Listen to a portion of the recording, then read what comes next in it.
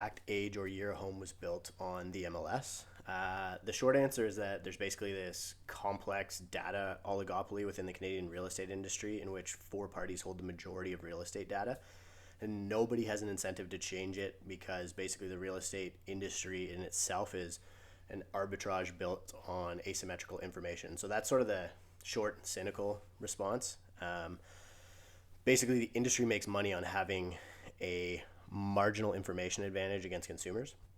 I'm going to do a some semi-long response for IGTV, and then I'll do an extra long response for YouTube.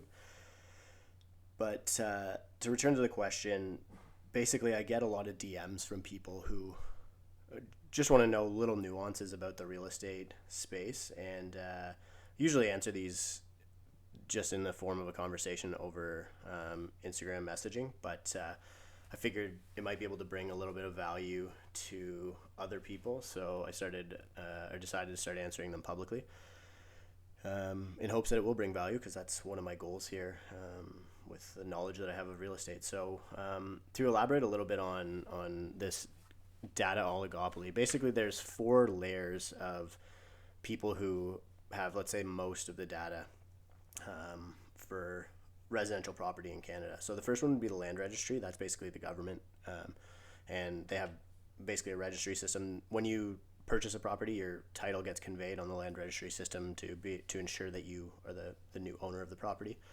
The next layer would be the MPAC, Municipal Property Assessment Corporation, which was founded in 1997. That kind of creates a little bit of reasoning behind why it's so hard to get the data of exactly when a home was built. And then MPAC actually collaborates with local municipalities who would have issued the building permit on a home, so they should know when that home was built. But the reality is there's actually examples of municipalities just throwing out building permit files like in the 70s and stuff. I have no idea why, but I guess they just didn't think it would be valuable. And so there's some gaps in data there. And then the final layer, which would be the consumer-facing piece, is real estate organizations and boards.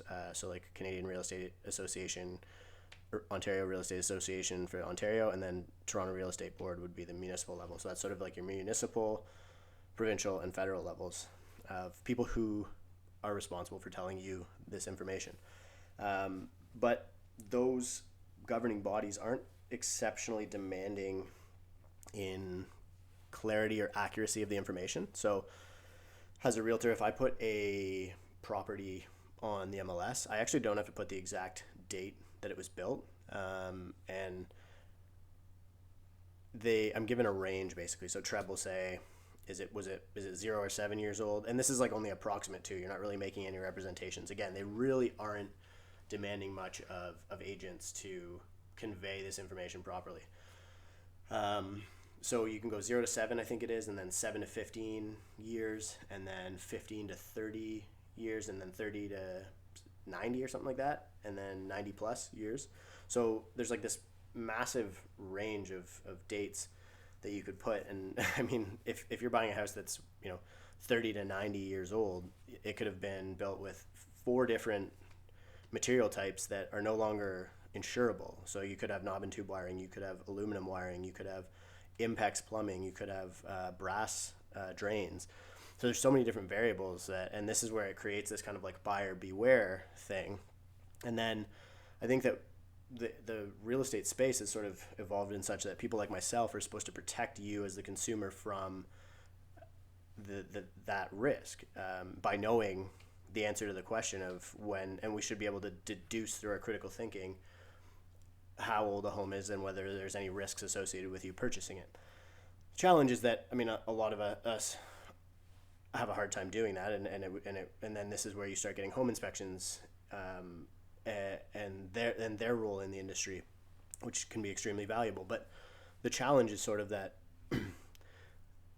we haven't really created a proper standard, and I've had a lot of conversations with people in the tech space about this, how you could really easily fix a problem like this with a blockchain for real estate. So some sort of blockchain solution that demands or that has a decentralized system that you have, let's say, a 4-party agreement system that keeps all of this data.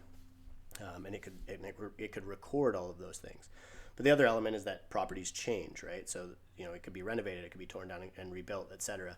And so if you found out on the land registry that a property was registered in 2016 and then it burnt down in 2017 and then it was rebuilt in 2018, you might think that it was built in 2016. That's a horrible example, but I'm just trying to give you a little bit of an idea of like how. So you would have to actually go and check every single one of those entities.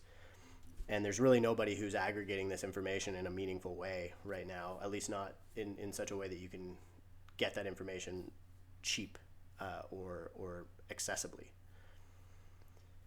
So essentially the burden or this information asymmetry has evolved where agents basically get paid to know marginally more about properties than you do or you can as a consumer. And this is sort of like the baseline why the real estate industry really even exists right now as we're starting to get more and more access to information as consumers, is that critical thinking and that ability to access and process that information is what a realtor's job should be. I don't know how many people actually think that is what it is.